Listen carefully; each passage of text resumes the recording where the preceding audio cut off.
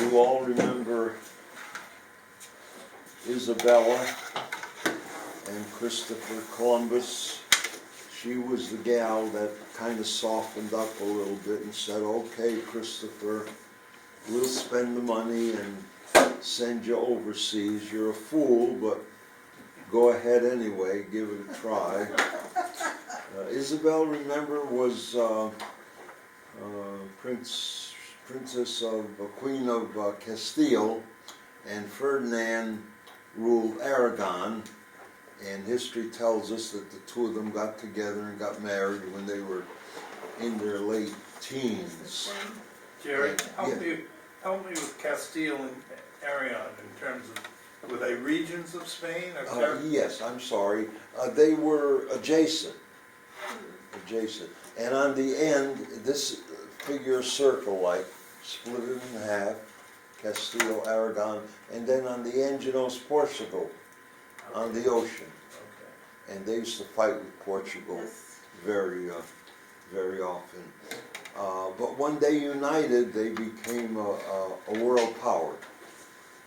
They became a #1 power. It took a little work, but they got there. Now, Isabella is a wonderful woman, but she has two sides to her. She has some strengths. Very strong character, young as she was.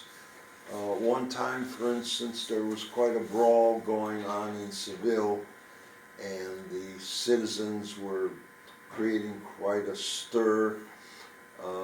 Something had happened in town, and the incident was in town, and she heard about it, and she wanted to get it settled, and she got to the gates, and they said, no, that's as far as you can go, even though you're the queen. And she said, in a sense, well, you've got some nerve. I am the queen, and I can enter where I want. And she did.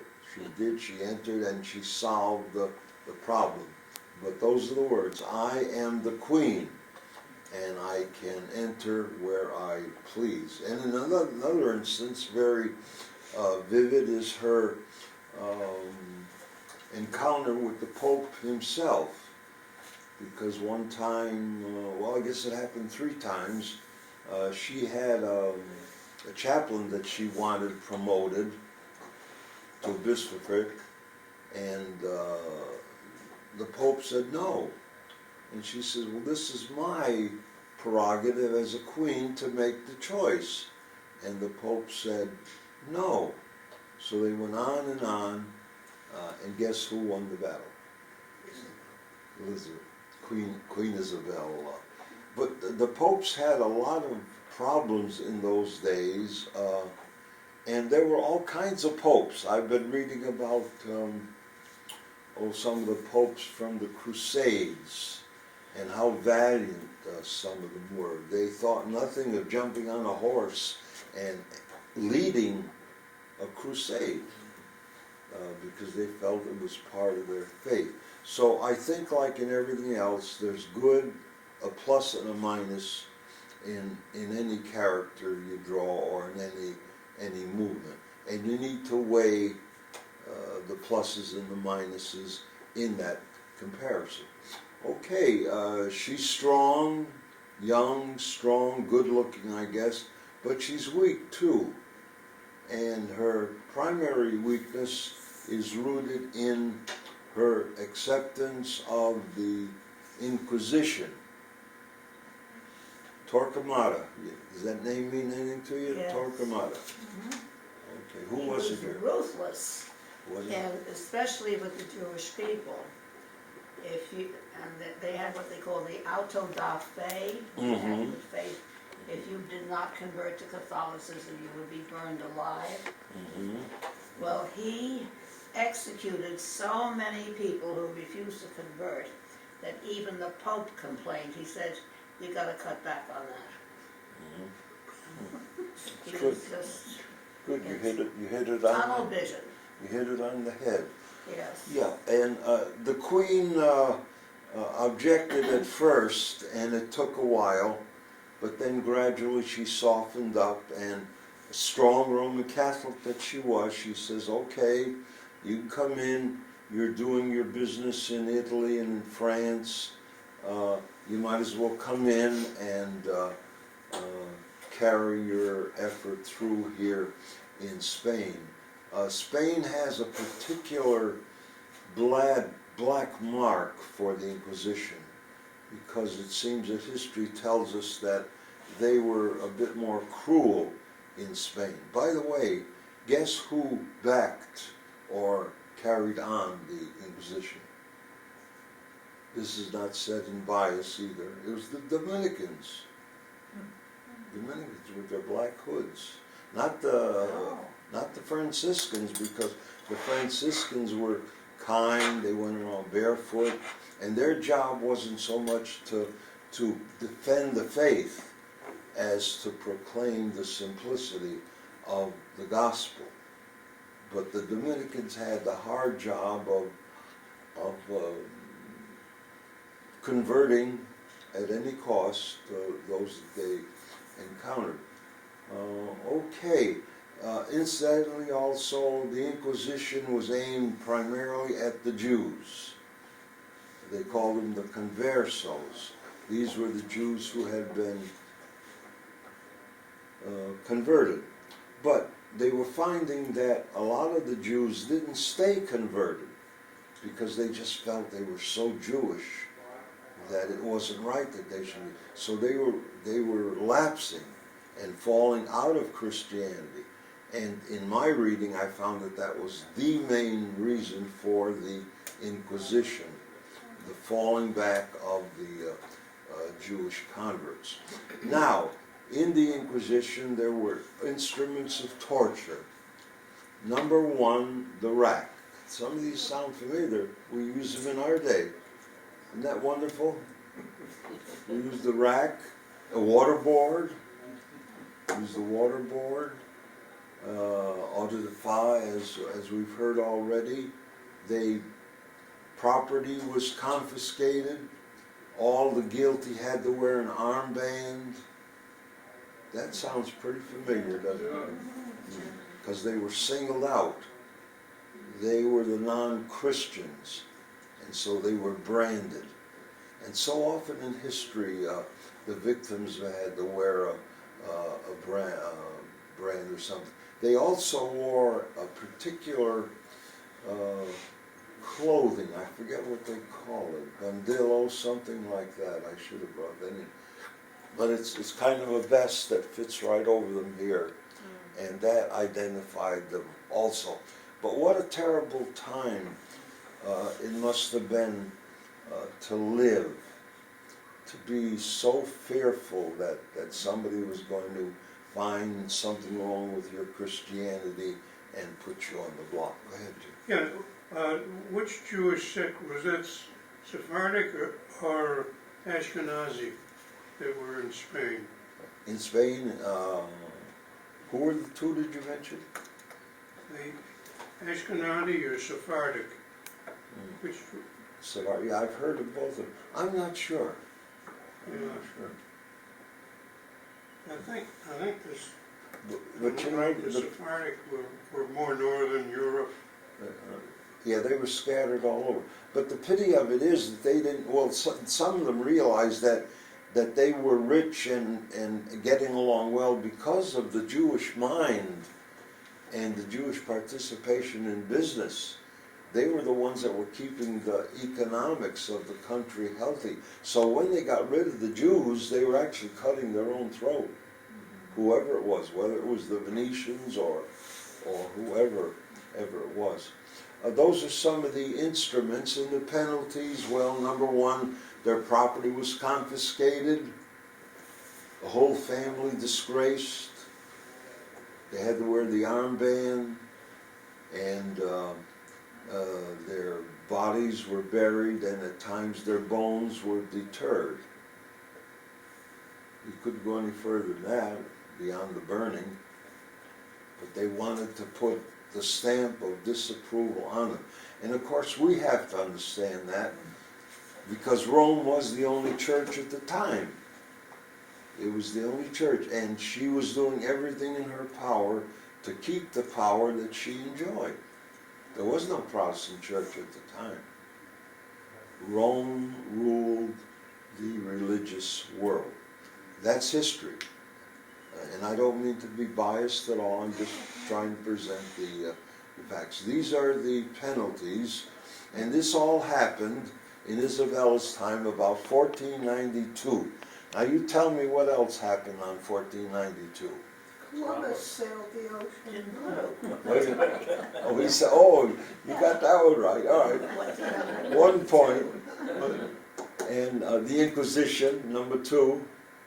Number 3, a very important one. Of the The Moors Inquisition. were chased out. The Moors, good for you, Nancy, good. Chased out of what province? Oh boy, no, I can't tell you. Granada. Yeah. Just remember the song, Granada. Oh, yeah. A beautiful song. I love that Spanish music anyway. Oh, yeah. I love that. A night in a Spanish garden. That's great stuff.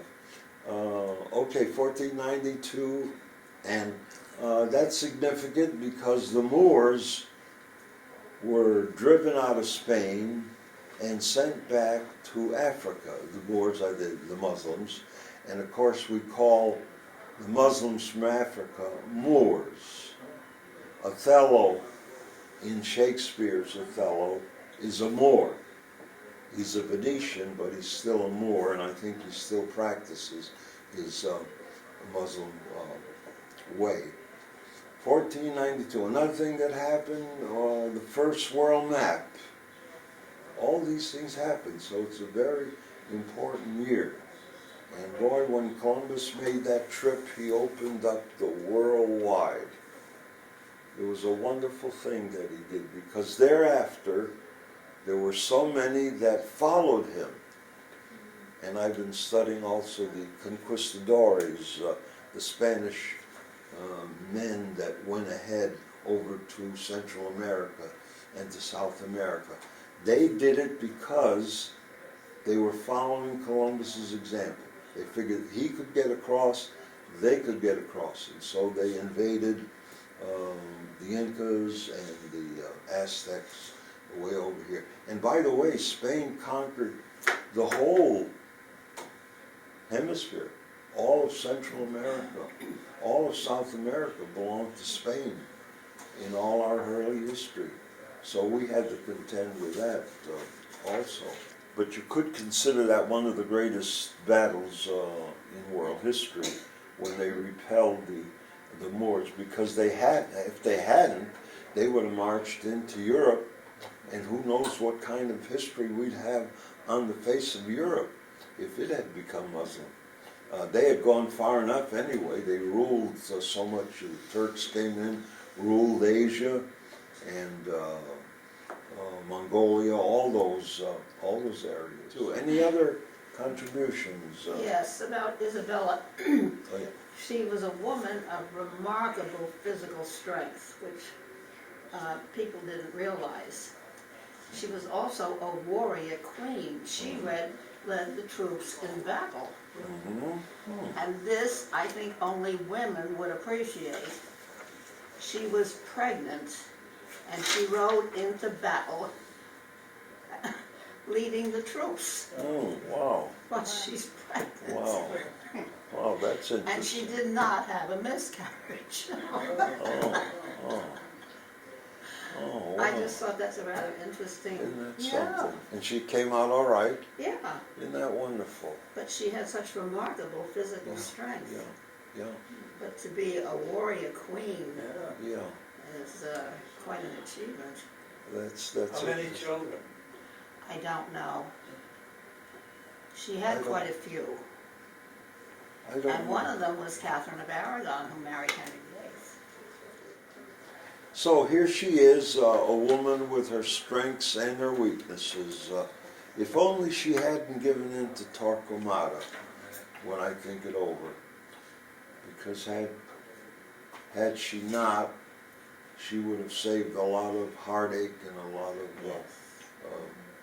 bloodletting. And the Inquisition will always be a blot on Roman Catholicism. And once again, we need to remember that Christendom wasn't really united. It was, the Roman Church was strong, but there was also a Christian body in Istanbul and in the East. And we call that what? What church is that? Constantinople? Constantinople. What do we call that? Eastern What is it, the Orthodox. origin of? Eastern Eastern Orthodox. Orthodox? Eastern Orthodox Yeah. Church, right. Yeah. So you just keep in mind the East representing Constantinople, Byzantium, and the West represented by the Romans. And they never seemed to get along. All through the centuries they were picking on each other, and then, as we'll find out next month, it comes to a climax with the sacking of Constantinople, because their ire is just so great in their hatred. We find out what happens there in Byzantium. Okay, let's rush over to Queen Elizabeth. She's another one of my favorites. She is the daughter of Henry VIII and Anne Boleyn. You remember that? And she is encountering many things. She inherits quite a few problems. All the queens do. Look at what Isabella inherited. What she had to put up with, the war, the Moors, what to do with the New World, who to go, who to send, who not to send, all these big questions that face them just as our presidents do today. And these women, they faced them, and they faced them very well. Okay, she inherits, first of all, the Catholic-Protestant struggle. The Catholic-Protestant struggle, which we've talked about already. And we remember from the past that Henry VIII was a devout Roman Catholic who wanted his own way, and created the Church of England. And so we have the strife, the struggle between the Catholics and Protestants in England. Now think about it. Would you have liked to live at a time like that, when there was so much dissension between the churches? Think of the fear, the suspicion that must have been in the minds of so many who might be thrown into the tower if they disagreed with the king. But you would know who was listening for the right words so that they could throw you in the tower. What a miserable time it must have been. We can only thank God that we live in a society where we don't have to be afraid to express what we feel, because we respect each other's opinions. But it must have been a terrible day, and poor Elizabeth was right in the middle of it, because all the intelligentsia were around her. All the church leaders, what did they call that big body? The privy.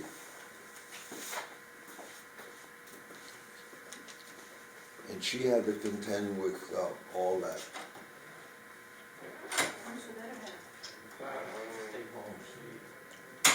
This is the age of the Tower of London. What happened in the Tower of London?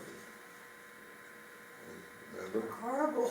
Yeah, Horrible, horrible yeah. things. From the time it was built, Built in what, about 11th century?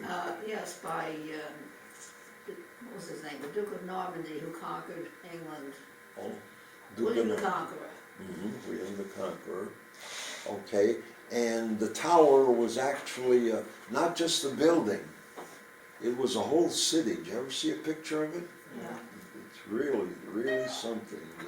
Many, many buildings, and some of the greatest people in history. I think we've talked about this before. Sir Thomas More, Sir Walter Raleigh, all put in the Tower. Elizabeth herself spent 2 months in the Tower of London. It was kind of, for many of them, like a house arrest. Some of them could stay, some of them could come and go. Sir Walter Raleigh, I remember, was there about 12 years because he was able to go in and out and continue his work. I'd hardly call that prison, but it still was house arrest. Who was the other important man that had a serious house arrest in this era? You mentioned, See the stars. yes, Galileo. Galileo, Yes, yes. Yes, the poor man, and but he died in the right spirit. So much so for the Catholic-Protestant struggle. How did Elizabeth deal with it? Well, she took a middle course. She compromised. She said, well, I've got to please both sides. The Catholics are earnest about their beliefs. The Protestants are earnest about theirs. What should I do? She treated them all as best she could, but she remained or became a staunch Church of England member because she felt that that was the religious compromise. But even that didn't please a lot of the members in both factions, because the Catholics felt that Protestantism was too simple, no liturgy, and the Protestants felt that the Catholics were too popish, too much liturgy. So she said, how in the world am I going to please everybody?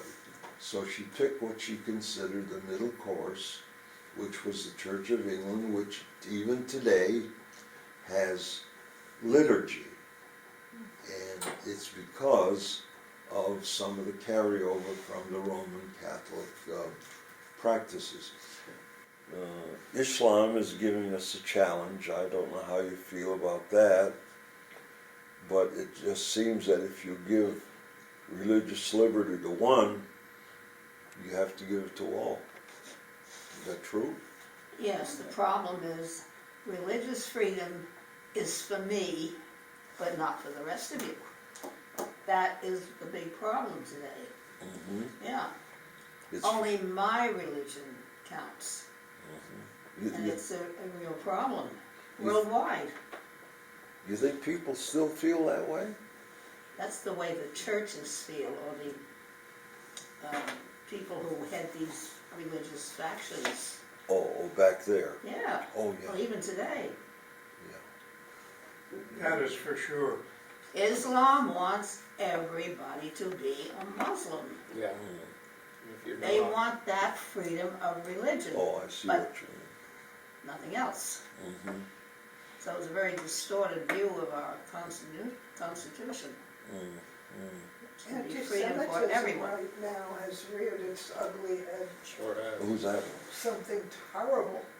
Yeah, Against the Look Jewish. at those Jewish cemeteries that were desecrated. Oh, It oh. goes way beyond that, you know. Yeah, Awful, awful anti-Semitism. yeah. Would you say those are the radicals? You know, it doesn't represent the moderate stance, no, more the radical. And I suppose we'll Enough never. of them to make life pretty unpleasant for yeah. the average Jew in this country. Mhm. Mhm. They've been pushed around through the centuries, but they've survived. That's the interesting thing, isn't it? From country to country, still Yeah, at the surviving. last meeting, somebody brought up religious Darwinism. That explains why so many Jewish people are so smart. The weaker ones have died out.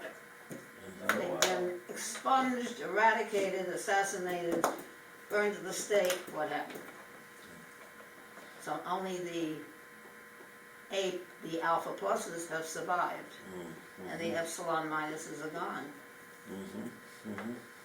You're familiar with the term alpha Earlier plus you is mentioned. your A1, and epsilon minus is your failure at the very bottom. Earlier, Jerry, you mentioned that the business men among the Jews during the Inquisition, that they got rid of the Jews and discovered they had sacrificed a lot of business acumen. Mhm.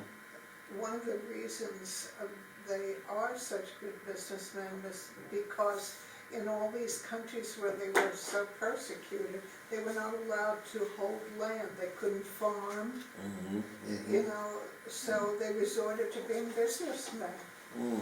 money lenders and businessmen, and That's a good point too, yeah. Yeah. I'll give you one. Town I grew up in the western part of the state. In the valley, it was Baptist, and on the hill, it was Methodist. Uh-huh. And a cousin of mine, grandfather was Catholic. They let him be buried in the cemetery, but he couldn't have any markers.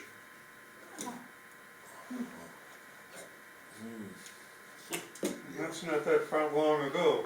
Yeah, yeah. Well, let's hope there isn't too much of that left, although I think it's something that is always going to plague us, just like the race question.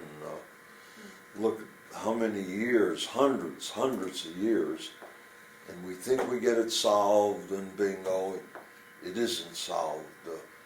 There just seem to be some things that are so ingrained, unfortunately, that we have to deal with. Okay, so Elizabeth faced the Catholic-Protestant struggle as best she could. She had more sense than her father. More sense than the father. The father remained a strict Catholic and used the tower and used the axe as he did with his own women. So you've got to give Elizabeth a lot of credit for her patience and insight in so many of these problems. The other problem that she faced when she took office was the rivalry with Spain. These were the countries that were vying with each other, just as we have countries today that are jockeying their positions. Why? Why the rivalry with Spain? I got some answers. You got any? Why the ticklish situation with Spain? My guess would be that it had a lot to do with trade. Trade? They were both sea see, shipping countries, armadas. Mhm. The Navy? Yeah. The Navy, you know, they were jealous of their naval power. That's good, you know. How about religion? Here we go again. Yeah. Mary Queen of Scots. The English disliked the Spanish. Well, that represented the Pope, and they had done so much, the Reformation did so much to dispense with the Pope, so they could not see anything that came of that. They were jealous, as we're saying, of Spain's possessions. Look at all the land Spain had accumulated, and it was occupying more and more land. So that gave another reason. The money that Spain had, look at the gold.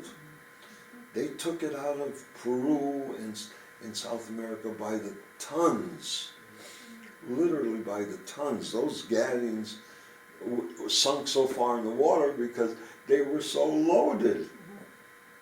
They were loaded, and only God knows how many are below the water and still still there. That comes out so beautifully in the tales of the conquistadors. I think Columbus was, as I thought over, the first conquistador, not Cortez. And I say that because he employed conquistadorian tactics, coming over here, enslaving the poor people, massacring a lot of them. Great that he was. He was the first conquistador, and the others followed after him and employed the same tactics. They were jealous then, and the queen finally got together the armada of what year? 1588. That's when she got them together, and it was then that England became the ruler of the waves. It was then that she began to take over the waters of the earth. And this is what made her great. Because she had such a small island, she didn't necessarily have the army, but she had a navy that was equal to Spain and at times superior to it. Well, England certainly was a rival to Spain, and gradually Spain fell back and England came to be number one, and that's happened in history. You start with Portugal, go way back to Portugal, superseded by the Spanish. Well, even before Portugal, the Dutch superseded by Portuguese, Portuguese by the Spanish, Spanish by the English by the Americans. Because England's navy was number one up until what? The First World War? First World War. And it was then that she lost her prestige, and the United States came to the front as a world power. But it's interesting how the countries come and go, and you can do that in the other part of the world too, with Assyria and Babylonia, one taking the other, the Persians taking Babylonia, the Romans taking the Persians, and then the Romans taken by the Greeks. You follow that through, it's very, very interesting how one swallows up the other. Sometimes it takes 100 years, sometimes a couple of hundred, but I hope it never happens to the U.S., that we're overcome in some way, some subtle way in the world. But it's true, it happens, and we should keep it in mind. All right, she releases her sea dogs. I think that's what the names you're trying to get, some of them. John Smith was one, Raleigh, Drake. By the way, I should have mentioned that under Isabella, the man who wrote the Torquemada Annals is Raphael Sabatini. Oh, And does that strike a note? well, the name does, and I can't remember Raphael why, Sabatini, what a nice name. but Sabatini, Yeah. that's Italian. He was a writer, and he wrote a lot of the novels that were used to make Errol Flynn movies. He was that gifted, but he was also such a scholar that he could write the Torquemada Annals. And that book on Torquemada is just loaded as he goes over the heretics, the different heretics, and what happens in the church. Raphael Sabatini, neglected. I think you hardly ever hear of him. Okay, let's finish that and rush on to our dear Queen Victoria.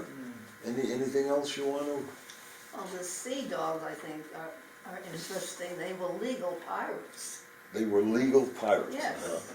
What do you mean by that? They were approved by the monarch, Mm-hmm. in this case Elizabeth. Mm-hmm. Mm-hmm. That was her way of telling Spain, Yes. uh, Watch out for us. Drake's part of that. they have my blessing. And number one was Errol Flynn. I was going to say that. You beat me to that. Oh, I loved his movies. Oh, he made so many. Robin Hood, and oh, he was everything. He was everything. I think it was interesting that in spite of her parliament urging her to marry, she chose not to do so. Who was that? Elizabeth. Elizabeth. Her parliament wanted her to marry, Mm-hmm. you know, and she chose not to. The last minute, she had a number of suitors, one of which was Philip of Spain. I Mm-hmm. think it was Philip. And at some later date, he sent the Spanish fleet out to attack the English, but he was a former suitor of hers. Sent the fleet out, and interestingly enough, they were caught up in a terrible storm and devastated. Mm-hmm. So I just thought that was an interesting little thing. That is. She That never is. did marry. You think that was because she didn't want to share the power? I think so. I Probably. think Yeah. so. Yeah. Uh-huh. Also, Philip was Mary's husband too. Oh. So that would have been her brother-in-law. Yes. Because the other two queens are married, Isabella and Victoria. Victoria especially, that's good, that's good. So those were the sea dogs, and they went after the Spanish, so we found that Elizabeth had her hands very full, but like Isabel, she carried on and showed herself to be a real queen. She With also those- had a lot of luck A lot of luck. with the Spanish Armada. Yes. Yeah. That wind that came up so Yeah. unexpectedly and blew the Armada off course. Yeah, yeah, That was silly. Yes, yeah. You know, that'd be an interesting book to write on right. how the weather affected world history. And you know what they're finding at the bottom of the Irish Sea? What? All of the shells for the guns of the Armada. Oh, really? oh, They're not shells, what are they? They're big and round. oh. Cannon. Oh, cannonball. Cannonballs. Cannonballs, oh. They, Oh, the is Irish that- Sea is littered with them. Where is that, Roberta? The Irish Sea. The Irish Sea comes around, and a little bit of it is south of England. Mm-hmm. So the Armada was blown off course, and you know the story of the Black Irish, don't you? Does everybody know about the Red Irish and the Black Irish? Has to do with the color of the hair. Oh, The Celtic Irish have red hair. Those who have black hair can trace their ancestry to sailors from the Armada. mm, Yeah, mm, and that was told to me by somebody who's Irish. mm. So I guess it's authentic. I was shipmates with a doctor, and he was Irish and his hair was black. He Yeah. told me all about the whole history. Yeah, the hair is black, not dark brown. That's black. cute. The Roundheads and the others, huh? Okay, Queen Victoria.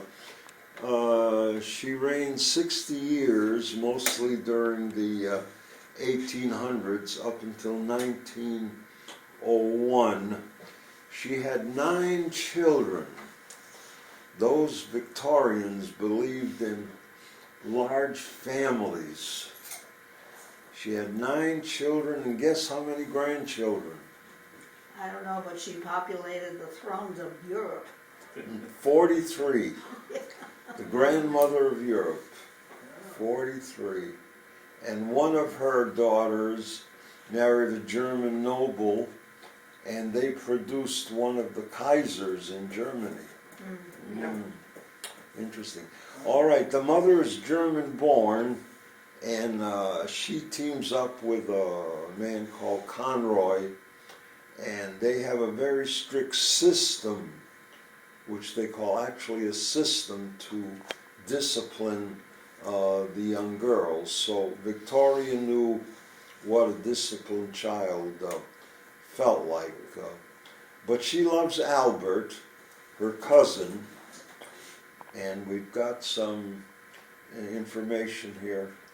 John, you have it there. John's going to tell us a little bit about that relationship with Albert. It says Victoria was aware of the various matrimonial plans and critically appraised the parade of eligible princes. According to her diary, she enjoyed Albert's company from the beginning. After the visit, she wrote, "Albert is extremely handsome. His hair is about the same color as mine. His eyes are large and blue, and he has a beautiful nose and a very sweet mouth with fine teeth. But the charm of his countenance is his expression, which is most delightful. Alexander, on the other hand, was very plain." Victoria wrote to her uncle Leopold, whom Victoria considered her best and kindest advisor, to thank him for the prospect of great happiness you have contributed to give to me in the person of dear Albert. He possesses every quality that could be desired to render me perfectly happy. He is so sensible, so kind, and so good, and so amiable too. He has besides the most pleasing and delightful exterior and appearance you can possibly see. However, at 17, Victoria, the Laundress, and Albert was not yet ready to marry. The parties did not undertake a formal engagement, but assumed that the match would take place in due time. Good. Gives you a little insight. It was an ardent relationship, to say the least. But she evidently loved him very much. It's nice that she could express herself that much as a monarch. Okay, so that's one element. I've just taken different elements in her life because there's so much to it, and I'm not going to read 2 or 3 books on her. But there were many assassination attempts on her life. We have an Edward Oxford guilty, we have a John Francis guilty, we have a James Bean guilty, and we have a Rod McLean guilty. Evidently McLean was quite a poet, but they all took a pop shot at the Queen, and she thought she was pretty important to have so many people take a shot at her. But fortunately, none of them injured her. But that's very interesting. Now, Albert's death is interesting too. He died at 41 of typhoid, and he also died because of disappointment attached to his son's escapades. I guess the son got into quite a bit of trouble. And after he died, we're told that she wore black continually as a sign of mourning, and she went into seclusion. She didn't get out into the public as much as she could, and because of this, the monarchy lost a certain amount of popularity. But that's what Albert's death did to her. It hurt her very, very much. And she was just a small lady. I see her in that wheelchair. She was only 5 feet, so she must have been 3 feet in that. And then the other element that's worth noting is her relationship with John Brown. Who was John Brown? Was he the prime minister? No, he was her equerry. He took care of her horse. Yeah, Yeah. He was the gardener. yeah. The gardener, John Brown. And so they think that she got along very, very well with John, and it goes down in history as a big question mark. The funeral, they put Albert's gown next to her, and guess what they did for Brown? they took his his picture and put it in her left hand, and Oh, they my. covered her hand with flowers so that the public wouldn't be disappointed, you know. So she had one hand on one and one on the other. That But presents. a left That's hand, which is usually interesting. symbol of marriage. Well, I guess Well- in this case it was inferiority. I don't know, but I don't know either. but it's a beautiful story, and I guess it's worth reading a couple of books about it. But it's something you might want to do. I know there's enough books about it, but we remember her because she is the author of the Victorian era. All those years, those 60 years that she impressed the English people as a strong, stout leader. She's the godmother of Europe because she created royal ties with her children all over Europe. She was stout, doughty, 5 feet tall, obstinate. We call her a benevolent matriarchal monarch. Benevolent matriarchal monarch, and I think she was all of that. She stressed family values. That's where we get some of our Victorianism. Evidently, one of the values was have a lot of children, because so many of them had 8, 9 children. My goodness, I suppose they thought they would populate England and make it strong. But that's in the Bible. It's in the Bible, yeah. Be fruitful, Be fruitful and multiply. have children, lots of children. So the Bible is English. Yeah, it's the Old Testament. And she was very patriotic. In this sense, I think we have to call her guilty, because like so many of the Britons, she said, make the world British. And there was another man, famous man in England who said that. I'm trying to think of his name. Cecil Rhodes. Cecil Rhodes said, make the world British. Sun Because never the, sets on the British Empire. it never said, because the British have so much to offer to an uncivilized world. Yeah, And British England, Navy, the British Navy was responsible for all of that. they were very powerful. So the sun never set on the British Empire. But I think too the British had a sort of superior sense of their people and of their intelligence. And I think it bordered on a bit of extremism. Arrogance.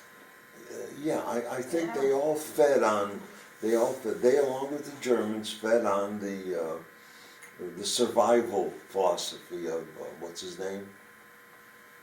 Oh, The survival of the fittest.